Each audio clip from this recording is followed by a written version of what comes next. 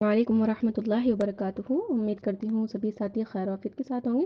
چلیے سبھی ساتھی اللہ رب العزت کی جانب متوجہ ہو جائیں، قلبی طور سے، اور اللہ سے خوب مانگ کر بیٹھیں، خوب اچھی اچھی نیتیں لے کر بیٹھیں، اللہ کی رضا کی نیت سے بیٹھیں، اللہ کو پانے کی نیت سے بیٹھیں، قبلہ رخ ہو کر باوضو ہو کر اتحیات کی حالت میں بیٹھیں، اچھے سے سر ڈھانک کر اور اپنے گناہوں پر بہت ہی نادم ہو کر استغفار کریں، اور نبی پاک صلی اللہ علیہ وسلم پر بہت ہی عظمت کے ساتھ، بہت ہی محبت کے ساتھ پیارا سا درود پڑھیں ساتھیوں۔ چلیے اسٹارٹ کرتے ہیں۔ نحمدہ ونصلی علی رسولہ الکریم، اما بعد فاعوذ باللہ من الشیطان الرجیم، بسم اللہ الرحمن الرحیم۔ جی ساتھیو، آج کی ہماری احادیث ہیں۔ حضرت ابو ہریرہ رضی اللہ تعالیٰ عنہ سے روایت ہے کہ رسول اللہ صلی اللہ علیہ وسلم نے ارشاد فرمایا، مومن وہ ہے جس سے لوگ اپنی جان اور مال کے بارے میں امن میں رہیں، یعنی اس کی ذات سے نہ ان کی کیا ہے جان کو نہ مال کو نقصان پہنچ رہا ہے، وہ امن میں ہے، سکون میں ہے، تو مومن وہی ہے ساتھیوں۔ ہمیں بھی مومن بننا ہے کہ ہماری ذات سے نہ کسی کی جان کو نہ کسی کے مال کو کیا ہو نقصان پہنچے یا ایذا پہنچے یا کچھ بھی ہو، ٹھیک ہے، تو ہمیں مومن بننا ہے۔ کیا فرمایا نبی کریم صلی اللہ علیہ وسلم نے کہ کوئی بھی شخص اس وقت تک جنت میں نہیں جا سکتا جب تک مومن نہ ہو، اور ہمیں ہر طریقے سے جو بھی پوائنٹ مومن کے آتے ہیں نا ایسے، تو ہمیں وہ چیز اپنے اندر لانی ہے تاکہ ہم مکمل طریقے سے کیا بن جائیں، مومن بن جائیں، ٹھیک ہے۔ پھر جب ہم مومن بنے تو ہمارے ساتھ بہت ساری والی آسانیاں ہوں، ٹھیک ہے۔ موت آئے تو بہت آرام سے، کہ ہمیں پتہ بھی نہیں چلے، قبر میں ہوں تو آرام سے سو جائیں، کہ فرشتہ آئیں قیامت کے دن اٹھانے، ہم کہیں بھئی وہ کہیں کہ اٹھ جائیے، ہم کہیں ابھی تو آنکھ ہی لگی تھی ابھی تم نے اٹھا بھی دیا، یعنی سکون سے رہیں۔ اور جب حساب کتاب ہو تو اتنا سا وقت ہو، عصر اور مغرب کے درمیان جتنا وقت ہوتا ہے اتنے میں ہمارا حساب کتاب ہو جائے، پل صراط پر سے گزریں تو پتہ بھی نہ چلے اور جنت میں پہنچ جائیں۔ تو اتنی آسانیاں چاہیے نا ساتھیوں، تو یہ جو پوائنٹ ہے نا یہ بالکل پلے باندھ لیں کہ ہم ان پر انشاءاللہ تعالی عمل کرنا ہے اور ہمیں مومن بننا ہے اور انشاءاللہ جنت میں جانا ہے۔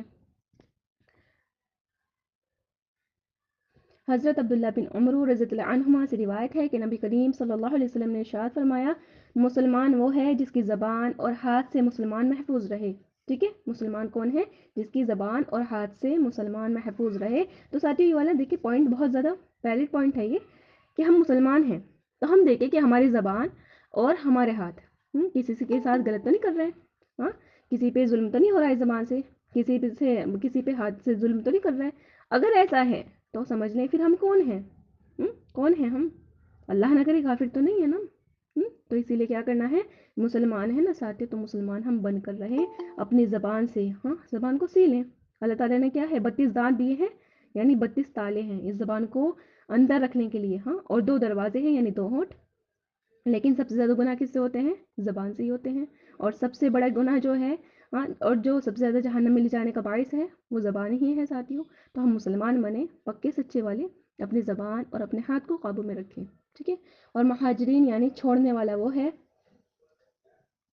جو ان تمام کاموں کو چھوڑ دے جس سے اللہ تعالیٰ نے روکا ہے۔ مہاجرین کیا ہوتا تھا ساتھیوں؟ جنہوں نے ہجرت کی تھی، یعنی جنہوں نے اپنا شہر، اپنا قبیلہ، اپنا کنبہ، اپنے رشتہ دار، اپنے گھر والے، سب کچھ انہوں نے کیا چھوڑ چھاڑ کے وہ نبی کریم صلی اللہ علیہ وسلم کے لیے ایمان کی حالت میں ہونے کے باوجود کیا کرتے وہ قبیلہ بدر ہو جاتے، وہ ہجرت کر لیا کرتے اپنے شہر کو چھوڑ کے۔ تو انہوں نے تو اتنی قربانیاں دی ہیں، جب جا کے وہ مہاجرین کہلائے ہیں، اور ہم لوگ کیا کریں گے، صرف جس چیز سے اللہ نے روکا ہے ہم اس سے رک جائیں تو ہم بھی کیا ہے مہاجرین کہلائیں گے۔ سبحان اللہ، ہمارے لیے بہت آسان ہو گیا ساتھیوں۔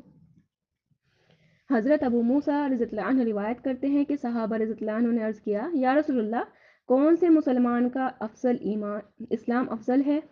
کون سے مسلمان کا اسلام افضل ہے؟ ارشاد فرمایا، جس مسلمان کی زبان اور ہاتھ سے دوسرے مسلمان محفوظ رہے۔ سبحان اللہ، یعنی زبان سے تکلیف پہنچانے میں کسی کا مذاق اڑانا، تہمت لگانا، برا بلا کہنا، اور ہاتھ سے تکلیف پہنچانے میں کسی کو ناحق مارنا، کسی کا مال ظلمن لینا وغیرہ امور شامل ہیں۔ تو اسی لیے ہم انشاءاللہ تعالیٰ کیا ہے افضل اسلام والے بنے، تو ہم یہ چیزیں نہ کریں ساتھیوں۔ حضرت عبداللہ بن مسعود رضی اللہ عنہ سے روایت ہے کہ رسول اللہ صلی اللہ علیہ وسلم نے ارشاد فرمایا، جو شخص اپنی قوم کی ناحق مدد کرتا ہے، ٹھیک ہے، اپنی قوم کی ناحق مدد کرتا ہے، وہ اس اونٹ کی طرح ہے جو کسی کنویں میں گر گیا ہو، وہ اس اونٹ کی طرح ہے جو کسی کنویں میں گر گیا ہو اور اس کو دم سے پکڑ کر نکالا جا رہا ہو۔ مطلب یہ ہے کہ جس طرح کنویں میں گرے ہوئے اونٹ کو دم سے پکڑ کر نکالنے کی کوشش کرنا اپنے آپ کو بے فائدہ مشقت میں ڈالنا ہے، کیونکہ اس طریقے سے اونٹ کو کنویں سے نہیں نکالا جا سکتا۔ اسی طرح قوم کے ناحق مدد کرنا بھی بے فائدہ ہے، کیونکہ اس طریقے سے قوم کو صحیح راستے پر نہیں ڈالا جا سکتا۔ ٹھیک ہے، تو ہم اپنی قوم کی بات لیں، مسلمان قوم آج کیسی ہو رہی ہے، اور ہم اس میں اگر ان کی ناحق مدد کر رہے ہیں، یعنی ناحق کیسے ساتھیوں، گناہوں میں، گناہوں میں اگر وہ گناہوں میں ہیں، گناہوں میں ملوث ہیں، نہ ہم ان کو روک کر اور ان کا ساتھ دے رہے ہیں، تو یہ بہت زیادہ نافائدہ چیز ہے ہمارے لیے، ہمیں ان کو روکنا ہے ساتھیوں۔ حضرت عبداللہ بن عمرو رضی اللہ عنہما سے روایت ہے کہ رسول اللہ صلی اللہ علیہ وسلم سے دریافت کیا گیا کہ لوگوں میں کون سا شخص سب سے بہتر ہے، لوگوں میں کون سا شخص سب سے بہتر ہے؟ آپ صلی اللہ علیہ وسلم نے ارشاد فرمایا، ہر وہ شخص جو مخموم دل اور زبان کا سچا ہو۔ صحابہ رضی اللہ عنہ نے عرض کیا، زبان کا سچا ہونا تو ہم سمجھتے ہیں، مخموم دل سے کیا مراد ہے؟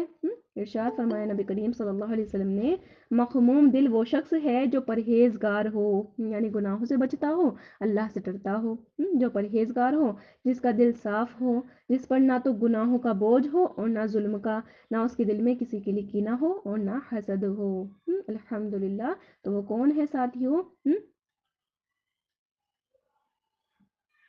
سب سے بہتر شخص، تو بننا ہے نا سب سے بہتر شخص۔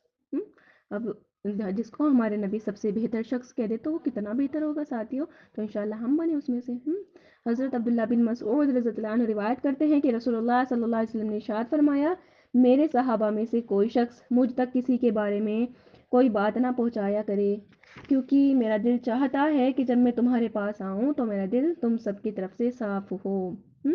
اور ایسے ہی ہمارے لیے بھی ہے، یہ ہمارے تک کیوں آئی یہ حدیث ساتھیوں، تاکہ ہم بھی کیا کریں، جو ہمارے سب ساتھی ہیں آپس میں ملنے جلنے والے، تو ہم ایسے نہ کریں، اس ساتھی کی اس کو بات بتا دی اور اس ساتھی کی اس کو بات بتا دی، تو کیا ہوگا نیکسٹ ٹائم جب ہم ان سے ملیں گے نا، تو ہمارے دل ان کی طرف سے صاف نہیں ہوگا ساتھیوں، گندے دل سے ملیں گے۔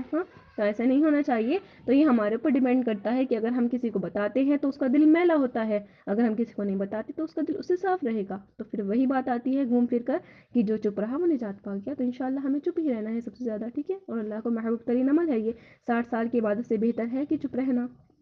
اب دیکھیں کون کر سکتا ہے یہ، کون بہت دیکھیں حضرت انس بن مالک رضی اللہ عنہ فرماتے ہیں کہ ہم لوگ رسول اللہ صلی اللہ علیہ وسلم کے ساتھ بیٹھے ہوئے تھے، آپ صلی اللہ علیہ وسلم نے ارشاد فرمایا، ابھی تمہارے پاس ایک جنتی آدمی آئے گا، ابھی تمہارے پاس کون آئے گا؟ جنتی آدمی آئے گا۔ اتنے میں ایک انصاری آئے، جن کی دہاڑی سے وضو کے پانی کے قطرے گر رہے تھے اور انہوں نے جوتے بائیں ہاتھ میں لٹکا رکھے تھے۔ دوسرے دن بھی رسول اللہ صلی اللہ علیہ وسلم نے وہی بات فرمائی اور پھر وہی انصاری اسی حال میں آئے جس حال میں پہلی مرتبہ آئے تھے۔ تیسرے دن پھر رسول اللہ صلی اللہ علیہ وسلم نے وہی بات فرمائی اور وہی انصاری اسی پہلی حالت میں آئے۔ جب رسول اللہ صلی اللہ علیہ وسلم مجلس سے اٹھے تو حضرت عبداللہ بن عمرو رضی اللہ عنہما ان انصاری کے پیچھے گئے اور ان سے کہا کہ یہ والد صاحب سے میرا جھگڑا ہو گیا ہے، جس کی وجہ سے میں نے قسم کھا لی ہے کہ میں 3 دن ان کے پاس نہ جاؤں گا۔ یعنی یہ صحابی دیکھنا چاہتے تھے نا کہ کرتے کیا ہے ایسا، یہ جو اللہ تعالیٰ کے نبی نے کہہ دیا ہے کہ یہ شخص جنتی ہے، اگر آپ مناسب سمجھے، ان سے کہہ رہے ہیں بوڑھے شخص سے، اگر آپ مناسب سمجھے تو مجھے اپنے یہاں 3 دن ٹھہرا لیں۔ انہوں نے فرمایا بہت اچھا، رہیے آپ۔ حضرت انس رضی اللہ عنہ فرماتے ہیں کہ حضرت عبداللہ رضی اللہ عنہ بیان کرتے تھے کہ میں نے ان کے پاس 3 راتیں گزاری، میں نے ان کو رات میں کوئی عبادت کرتے ہوئے نہیں دیکھا، البتہ جب رات کو ان کی آنکھ کھل جاتی اور بستر پر کروٹ بدلتے تو اللہ تعالیٰ کا ذکر کرتے اور اللہ اکبر کہتے، یہاں تک کہ فجر کی نماز کے لیے بستر سے اٹھتے۔ اور ایک بات یہ بھی تھی کہ میں نے ان سے خیر کے علاوہ کچھ نہیں سنا۔